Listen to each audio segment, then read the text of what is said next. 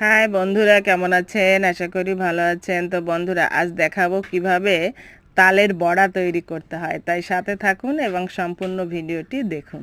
তো বন্ধুরা দেখুন, আমি প্রথমে কিছু আতপ চাল ভালো করে ধুয়ে এই ঝাঁঝরিতে জল ঝরাতে দিলাম। চালটা গুঁড়ি করতে হবে, তাই জলটাকে একটু ভালো করে ঝরিয়ে নিতে হবে, তাহলে গুঁড়িটা করতে সুবিধা হবে।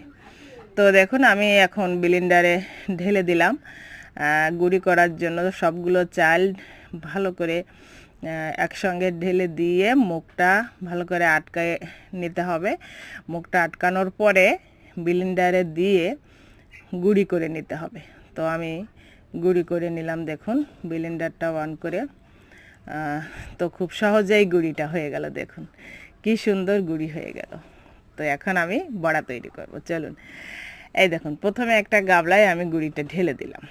সবটুকু গুঁড়ি দিলাম, কারণ আমাদের একটু বেশি লাগে, কোনো মাপ নাই, আপনি আপনার পছন্দ মতো দিবেন। তারপরে হালকা একটু লবণ দিলাম, বেশি তো আর দেওয়া যাবে না, কম। তারপরে হালকা একটু চিনি দিলাম, কারণ আমার মেয়েরা আবার একটু বেশি মিষ্টি খেতে পছন্দ করে, কড়া মিষ্টি। তো আপনি আপনার পরিবারের পছন্দ মতোই করে নেবেন। তারপর আমি তালের মিশ্রণটি ঢেলে দিলাম। তো তাল এবং চালের গুঁড়িটা, লবণটা, চিনিটা সব সুন্দর করে কিন্তু মিশিয়ে ফেলতে হবে। এই মিশ্রণটি যেন খুব সুন্দর হয়। ভালো করে মেশানো হয়ে গেল আমার। দেখুন, মিশ্রণটি তৈরি হয়ে গেল। এখন আমি ভাজতে যাব।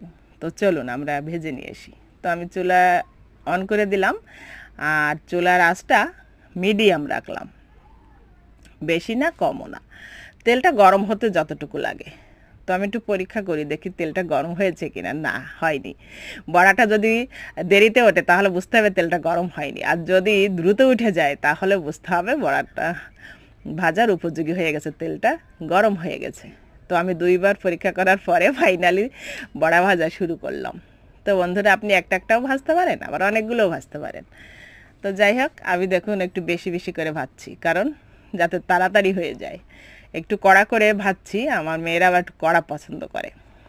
তো আপনি আপনার পরিবারের পছন্দ মতোই ভেজে নেবেন। তো যাই হোক বন্ধুরা, দেখুন ফাইনালি আমার বড়া ভাজা শেষ। তো আপনারা চলে আসুন সবাই খেতে, সবার নিমন্ত্রণ রইল। আর আজকের এই বড়া ভাজা ভিডিওটি আপনাদের কাছে কেমন লাগলো? যদি ভালো লাগে তাহলে অবশ্যই লাইক, কমেন্ট, শেয়ার ও সাবস্ক্রাইব করে আমার সাথে থাকবেন। সবাই ভালো থাকেন, সুস্থ থাকেন, সকলের সুস্বাস্থ্য কামনা করে ভিডিওটি এখানে শেষ করছি। সবাইকে বাই।